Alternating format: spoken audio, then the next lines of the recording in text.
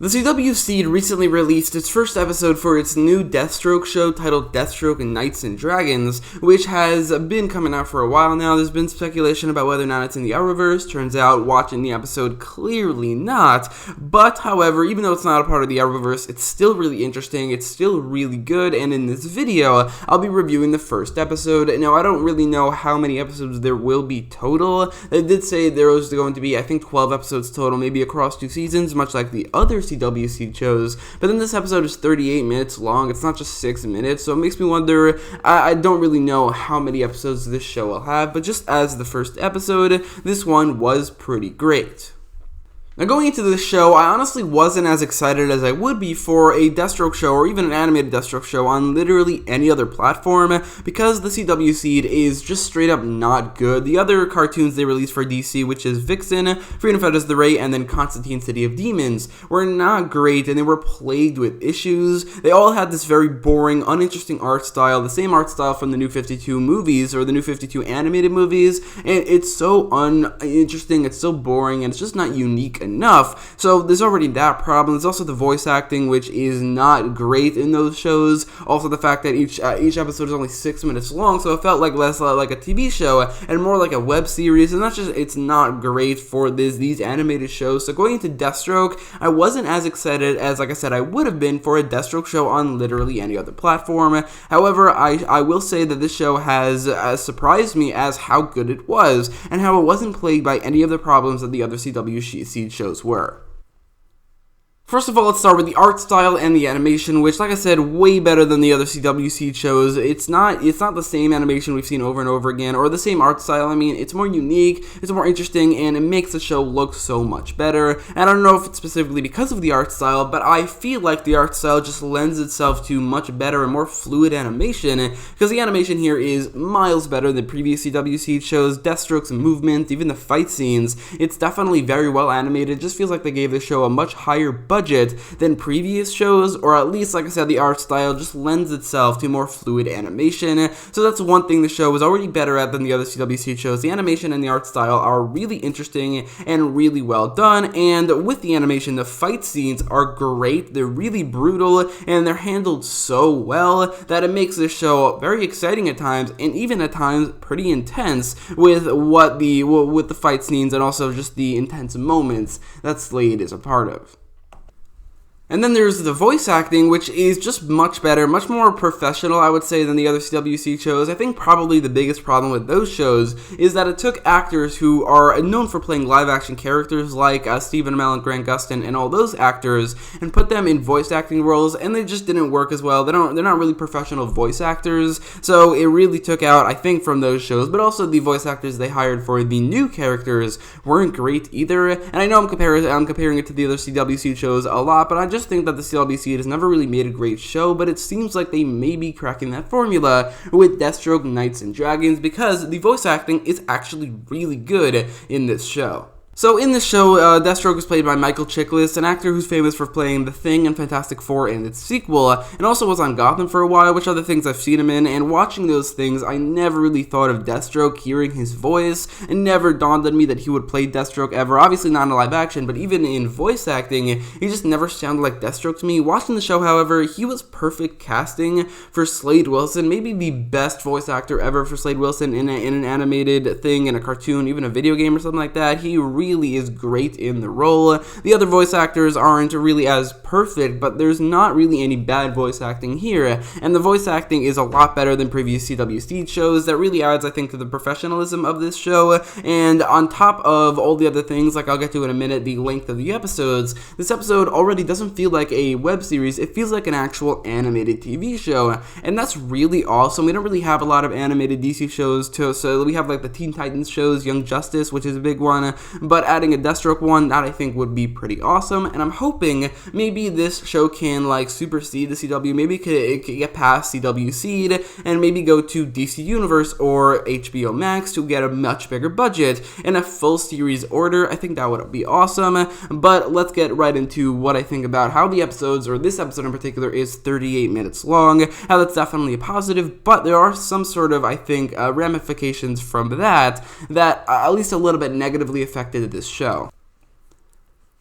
So obviously, a episode being 38 minutes long is a lot better than an episode being 6 minutes long. However, I don't think this is actually supposed to be an episode. They said they're releasing 12 episodes for this whole thing, but I feel like this is only going to be one episode, and then there's going to be one more, which was part 2, which was supposed to be season 2 as this episode. I mean, it would be 6-minute episodes, which are 6 minutes long. Maybe like a couple of them are a little bit longer to make the 38 minutes, and because of that, and because of how it felt like in the episode, I think it didn't really work as well as they maybe intended it to once they realized that they probably should release it as a 38-minute segment, because every 6 minutes or so there would be this pause, and it feels like there was supposed to be an episode break there, maybe a whole week of break right there, and it really disrupts the pacing of the episode. It doesn't give us enough time to breathe or digest of what happened, and it really feels like they crammed a whole season of content into just this one episode, which I do prefer them releasing it in 38 minutes long episodes, but it does disrupt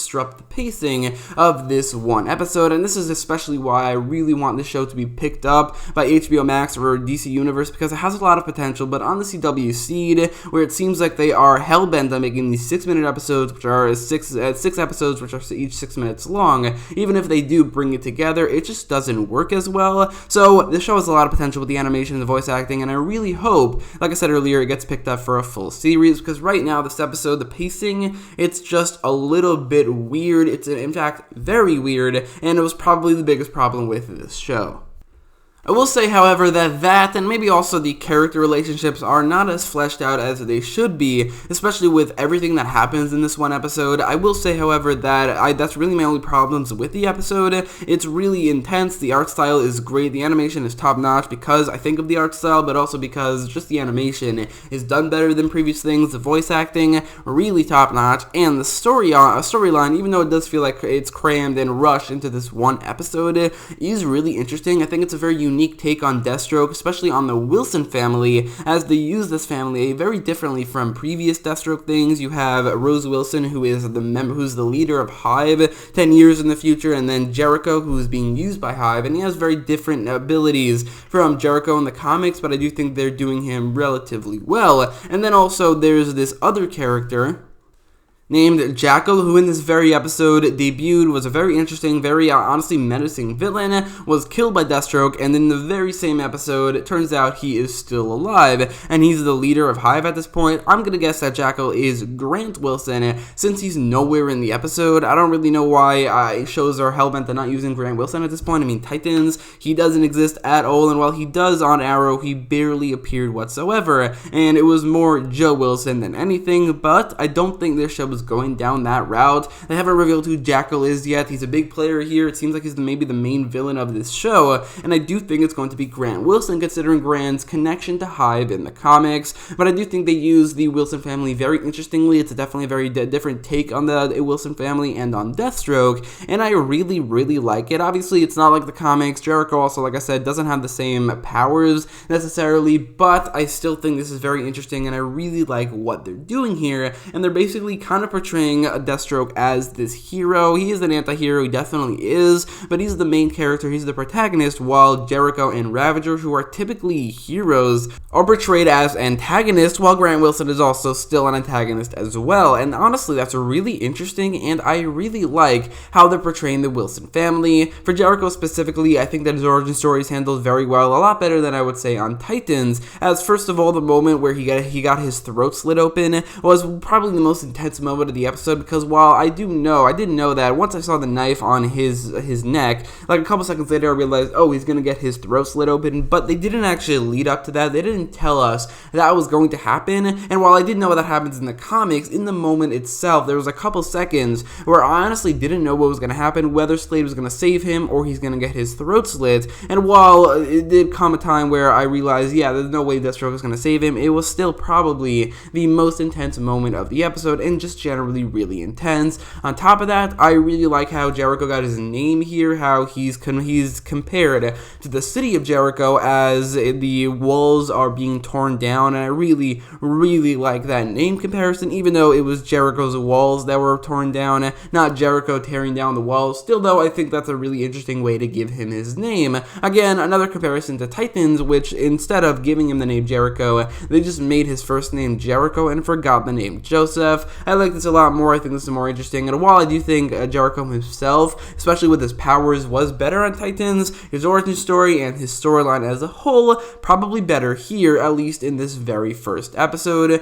Rose Wilson also, I think she could definitely end up being an interesting villain, maybe even later an interesting protagonist or side character if she ever switches sides. Regardless of what happens with that, this show, and this first episode at least, which I feel like is going to be the first of only 2 episodes that we're going to get for a while, was really, really well done. Also, the ending, which I didn't mention, it was a great cliffhanger, because obviously we know Deathstroke isn't dead. It's not going to be a question of whether or not he's going to die or not. It's a question of how he's going to come back and how hard he's going to hit back. It's going to be so interesting to watch in part 2, which I'm guessing is going to be the final episode, like I said. But this show, very, very well done animation, very, very unique and interesting art style. Fight scenes are top notch. The voice acting was very well done. Probably, like I said, the best voice acting ever for Deathstroke in a cartoon, or, voice acting as a whole. Storyline was interesting, and while the structure of the episode and the pacing was very, very, very unusual, and the character relationships weren't handled as well as they should have, or been at least,